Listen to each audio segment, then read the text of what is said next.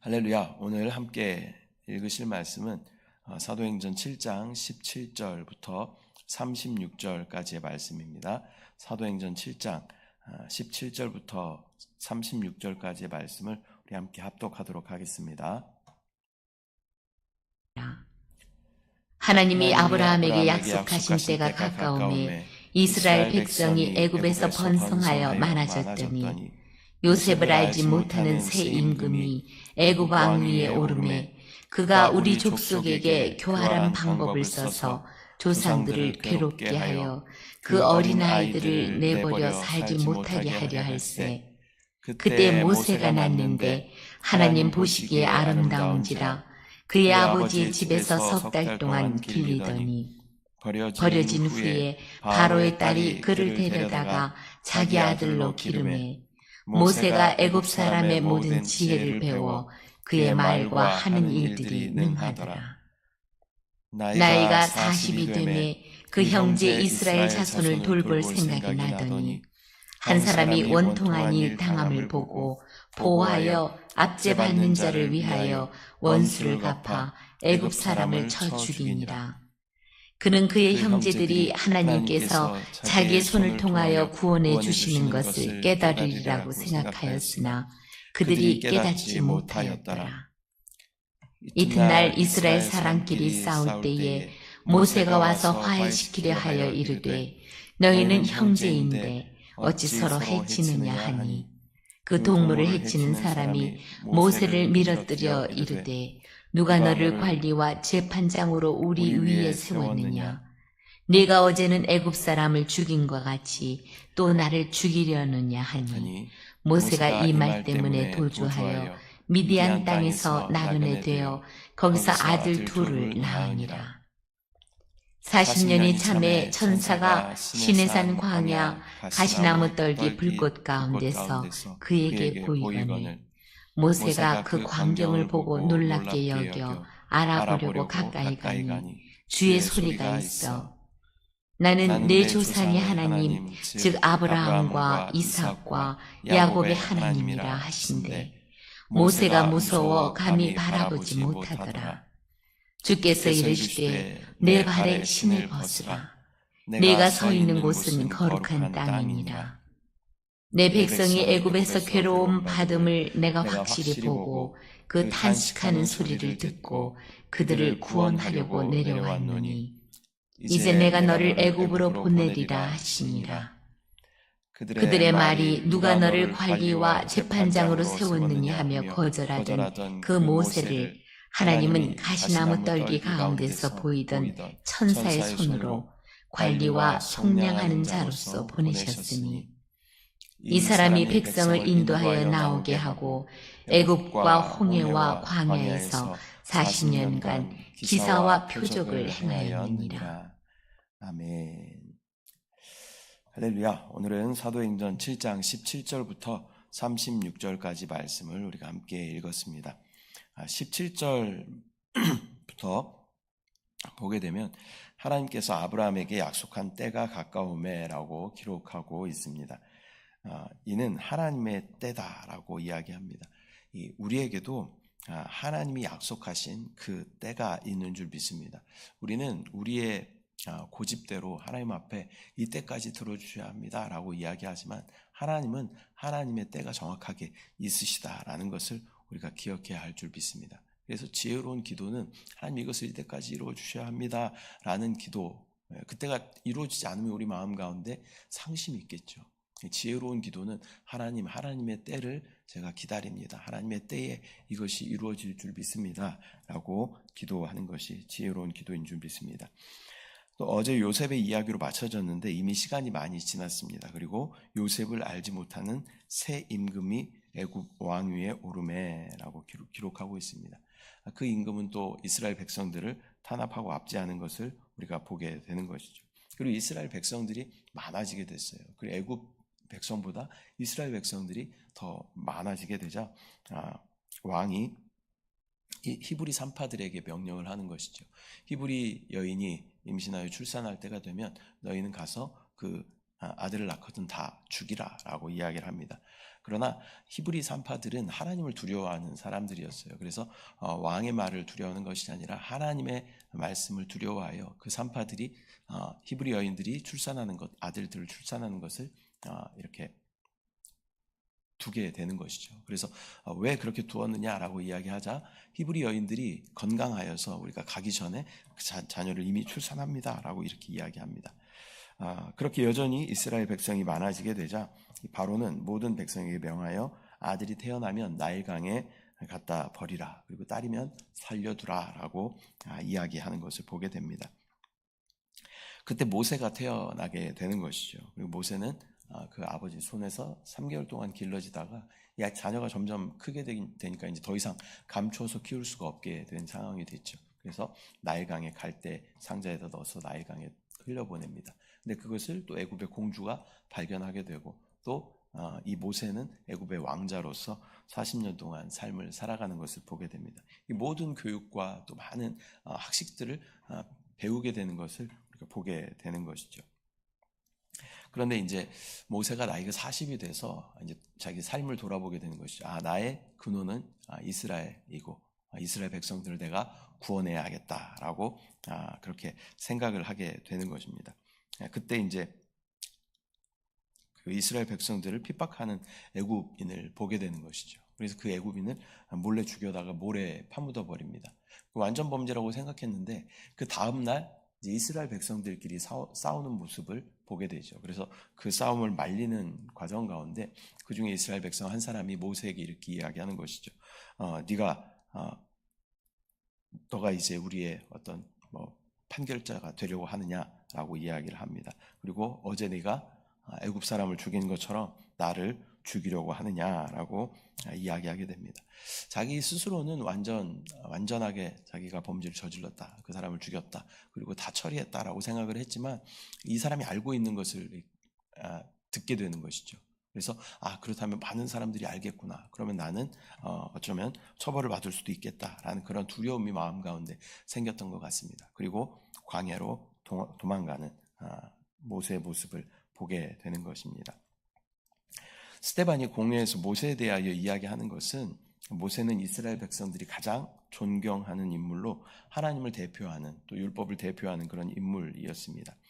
그런 모세가 이스라엘 백성을 돕고자 하였으나 그들이 배척하고 또 모세는 광야로 피하는 모습을 우리가 보게 되는 것이죠. 우리가 성경을 읽을 때 우리의 모든 초점은 그리스도여야 합니다. 그리스도. 그래서 구약은 오실 그리스도에 대한 예표가 구약 성경이고 또 복음서와 많은 신약의 성경들은 오신 그리스도께서 하신 일들을 기록한 것이 이제 신약입니다. 그리고 성경의 마지막인 계시록의 말씀은 다시 오실 그리스도에 대한 말씀이 이 성경의 전체적인 흐름이에요. 그래서 우리가 예수 그리스도라는 그 큰 흐름을 가지고 모든 성경을 바라봐야 할 줄 믿습니다. 스데반이 왜 공회 앞에 서서 이 모세에 대해서 이야기하는 것일까요? 이 모세를 통해서 예수 그리스도를 이야기하고 싶은 것이 스데반의 마음일 것입니다.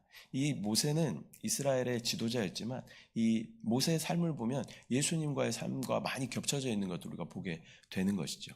예수님께서도 핍박을 받고 헤로드 왕이 유대의 왕이 난다라는 말을 듣고 어린아이들을 다 남자아이들을 죽이는 그런 일이 있었죠. 근데 모세 때도 마찬가지로 이 남자아이들을 다 죽이는 그런 일들이 일어나게 되는 것이죠. 또 모세가 그 갈대 상자에 넣어져서 애굽으로 어쩌면 이렇게 피할 수 있었던 것. 예수님도 마찬가지죠. 예수님도 그 헤로드 왕 때에 애굽으로 피했다가 헤로드 왕이 죽고 난 후에 다시 이스라엘로 돌아오는 예수님의 모습을 우리가 알게 되는 것이죠. 또 모세는 이스라엘 백성들을 인도하여낸 인도자였어요. 또 그들을 또 구출하여낸 구원자였습니다. 마찬가지로 우리 예수 그리스도도 세상 가운데 애굽이라는 것은 세상을 예표하는 거예요. 세상. 그래서 성경에서 애굽이 나올 때는 세상이라는 것을 우리가 염두에 둬야 됩니다.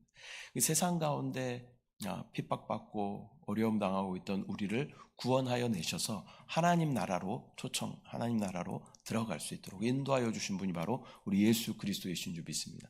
모세가 이스라엘 백성들을 가나안 땅으로 인도하여 내는 것처럼 예수 그리스도도 세상 가운데 있던 우리를 구원하여 내어서 영적인 가나안 땅인 하나님의 나라로 우리를 인도하여 주시는 줄 믿습니다.